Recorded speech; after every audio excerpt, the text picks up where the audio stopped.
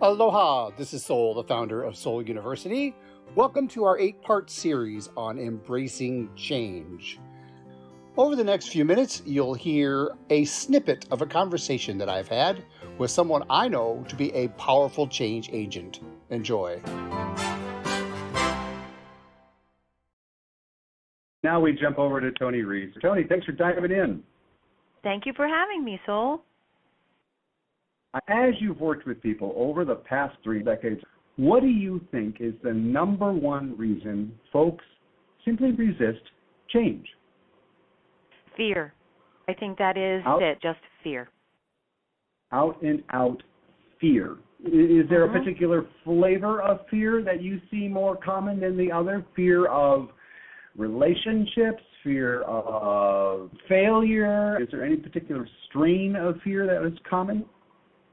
It depends on the situation that the person is finding themselves in as far as change, and also what type of change, because it can be 2 types of change, right? It could be an imposed change, which is something that they had no control over and it was imposed upon them, or it was a planned change where they had a stake in the change and they planned it along the way, but people still resist change because of, I believe it's a fear of failure. If I walk through this change and it's a planned change, I may fail. Or if it's imposed upon me, now what do I do? I believe whether it is imposed change or planned change, you've got that fear of failure and apprehensive that's sticking in the back of your head. That flavor of failure, yes. I know you've been brilliant at helping people resolve that fear. Can you recall a couple of, changing the names of course, but is there a particular client or story where you found a very effective way to dissolve that fear? It all depends on who you're working with. And for me, I've done a lot of personal coaching as well as inside of a workforce. So the way that I handle it, the dialogue will change, but I really use the same approach. If you let someone know that what they're going to feel when they're dealing with change is going to be the same and is going to be very normal, whether it's imposed upon them or if it's planned change, and that they will go through 5 cycles of change. It's almost like the grief cycle. They'll go through denial. That's perfectly normal. They will be denying that change is even going to happen. And imagine, particularly in a workplace where you have a business that's being acquired, there's new owners that are taking over, or there's layoffs that have occurred, then is my job at risk or have I already been let go? Or if you're dealing with a relationship issue and you're going through divorce, it's the same, the cycles are the same. It's how fast you move through them or your own timeline and how slow you go through them, but you will go through the 5 cycles. And so stage 1 would be denial. It's absolutely, I deny that this is even happening to me. It just can't be. I cannot believe I'm going through this. Oh my gosh, what's going to happen? And at that moment, your self-esteem starts to dip a little bit, and then of course we know that hits your performance a little bit as well. Stage 2 would be, I'm going to get defensive. I've been let go. How dare you let me go? How dare you lose me? It's the same with a relationship issue, as the example stated. How dare you lose me as a wife or as a husband? And we get very defensive and come up with a million excuses as to why that shouldn't have happened. And we also start to feel our performance is going downhill as well as our self-esteem is really going along that slippery slope. The 2 really go hand in hand. And stage 3 is when we just begin the process of letting go. We've denied it. We've become defensive. Now we're like, okay, all right, I guess I just need to let this go. And there's even some anger that's involved in there. You're hanging on to that defensiveness, but you're trying desperately to let it go. But in stage 3, your performance, whether it's in your life or in work, is absolutely just at rock bottom, and therefore so is your self-esteem, your self-belief, because you're in that flatline zone. It's, oh, how did this happen to me? And with coaching, when people are in stage 3 of change, you really want to recognize when they're in stage 3, because that's a lot of hard work to get people to move out of stage 3 into stage 4, which is to begin to adapt. maybe this is what my life looks like now. What am I going to do with this? What job will I go for?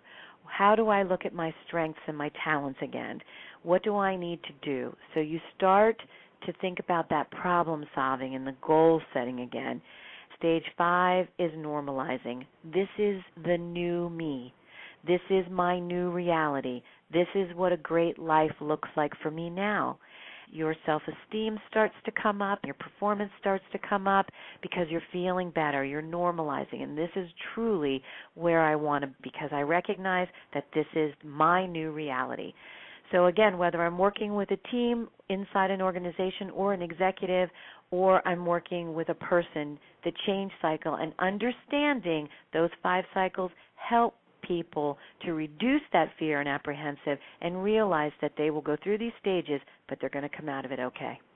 Yum. Well done. I never really thought about how the grief cycle is so overlaid and parallel process with the fear cycle. Very interesting point there. And Toni, I'm curious, when a person's going through these 5 cycles, and obviously everyone around them, their family, their friends, their coworkers, if they have them, they're going through these cycles with them to some degree because they're shifting, things are changing. What happens when you see someone stuck in stage 3 and their family really wants them to get to stage 4, or vice versa? There's this jet lag going on in a person's social network. How do we get everyone in alignment? First of all, I would encourage communication. Once you bring awareness to what that person is going through as far as change and that fear of change, then they need to communicate that to those around them, because they're going to have the key to that information, but the people around them don't, right? They're not going to understand where Right. they are. But you also can't push somebody through that. Someone going through the change cycle cannot be pushed through those stages based on anybody else's timeline but their own. That would be very dangerous to do. How I deal with change, Sol, is going to be different than how you deal with it. And I have no right to push you through it just because I'm going through it a little faster than you are. However, I might encourage you to use different tools and resources to help pull you out of this, just so that your self-belief starts to go up. Your self-talk is a little bit more on the positive side, but I'm not going to force you or impose a timeline on you that's anyone else's expectations other than your own. So it's all about communication. Especially communicating with oneself. What I just heard you say is someone helping you through the process really has to be, for lack of better words, a very savvy gardener. I just imagine watching a rose blossom. You can't peel the leaves down on the rose and make it blossom. And I think to myself, how many different programs have I seen advertised that pretty much do that? It's okay, you've got 1 week for this, and shame on you if you can't get it done by this time. And then there's these programs that make you just barrel through things just because that's the way the program is written. What I'm hearing you say is if you're in one of those programs, it's absolutely okay to put on the brakes or step on the gas as you feel it's needed. And it's very difficult to do this on your own. That's why to have a mentor, a coach, someone that can help you through to recognize the cycles, to become aware of them, to understand how it's going to impact your performance and your relationships, how it will impact your self-esteem, then you're going to move through them. But you can't force them. You cannot force them. And a lot of people inside of businesses, they try to force their employees through change. Just get over it, move through it. They don't realize what the impact is of change on people's performance. If business owners don't get a clue as far as how the change cycles happen and how that impacts performance, their own productivity and profit could be severely impacted by that. Oh, completely. I know we could spend the next 5 hours talking about this, 1 hour for each stage easily, but for now we're going to bring it to a wrap. Toni, thank you so much for adding your wisdom to the mix.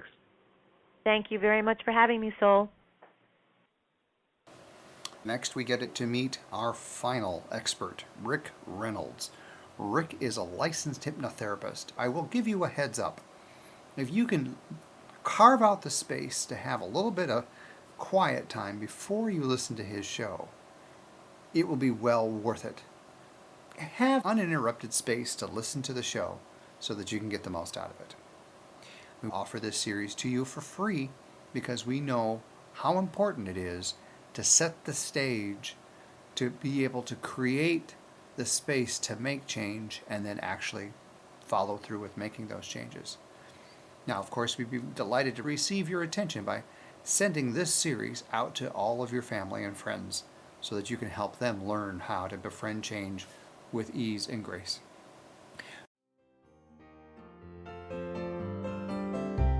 Thanks again for listening. This is Soul, the founder of Soul University.